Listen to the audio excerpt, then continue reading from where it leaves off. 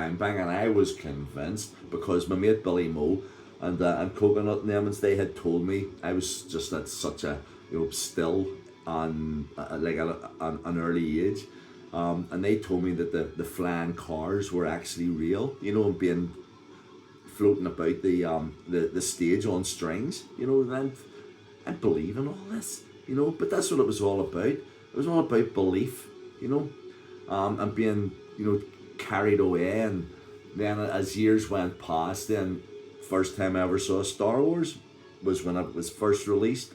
And this, and I always remember at this stage now I was like 14, 15, I think, and it was Christmas time whenever Star Wars was on, and we went along to the Curzon and sat and watched Star Wars. And back then you were allowed to smoke in the cinema, and I mean, it was just the way it was. I mean, I had a cigar and a selection box with a a curly whirly and chocolates and stuff. So smoking a cigar and eating a curly whirly and watching Star Wars, and life was just absolutely brilliant.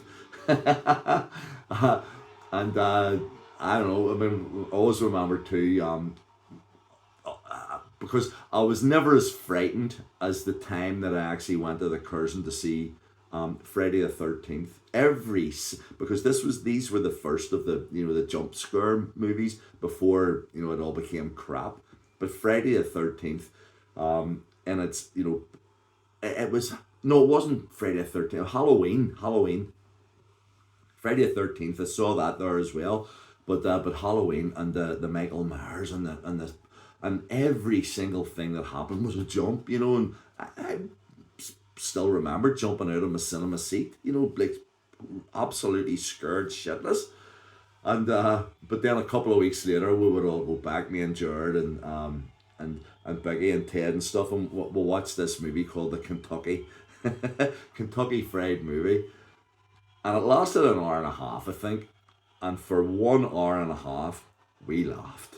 We just laughed and laughed and laughed at this. It was hilarious, and it was just brilliant. And then I went and saw National Lampoon. Well, that was it. Wasn't it National Lampoon's? I can't remember the name of the thing, but it was basically a National Lampoon movie, Christmas Vacation, or something like that. Anyway, and we laughed at that. But then, and this is the last one, okay? Because I'm gonna mention this, and then I'm gonna go to bed. We went along to see this movie called The Warriors. Now, wow, what a movie! And if anybody's familiar with it, it was about this gang, in New York at a time when there were like 100 gangs. And these guys were called the Warriors. And everybody went along to this sort of big, like a big convention of gangs where this big head honcho was going to get up and say, we need to have peace in the gangs. But there was one particular gang that didn't want peace. They wanted everything to still be shambolic. So they shot the leader. But then one of the gang that shot him turned around and said, "It was the Warriors. It was the Warriors."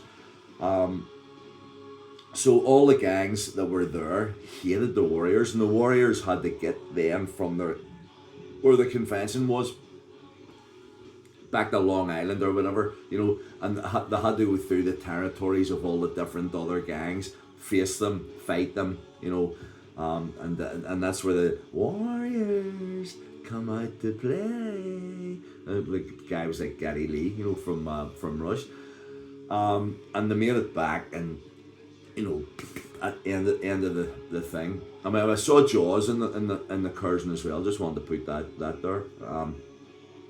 But no, after Warriors, we came out of the movie theater, out of the Curzon, and you're fired up, like really fired up. So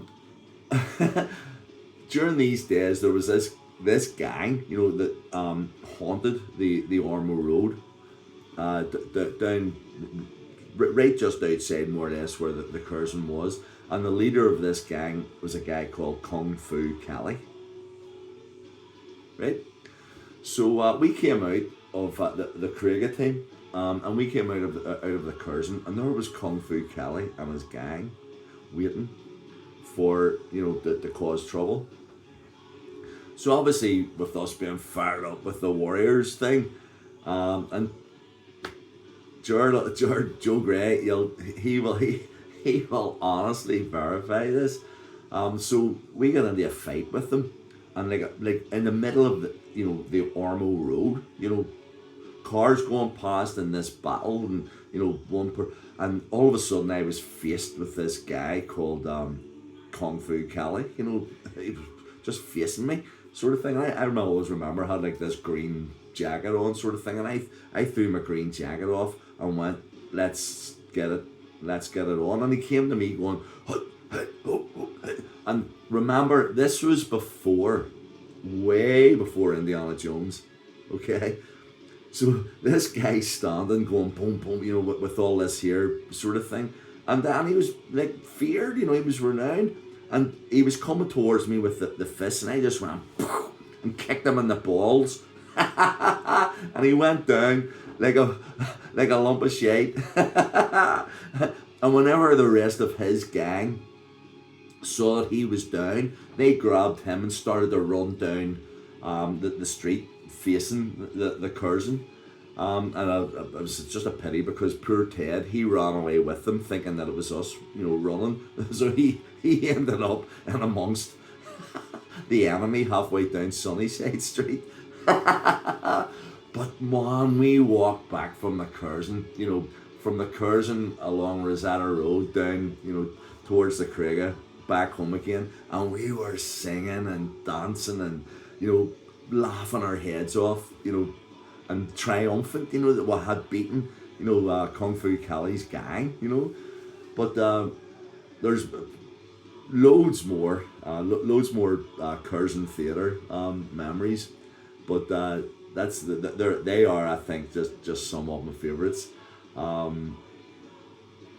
But I'll leave it at that because I wanted to keep things on a sort of a pretty much on a high tonight, because I think I was a bit heavy last night.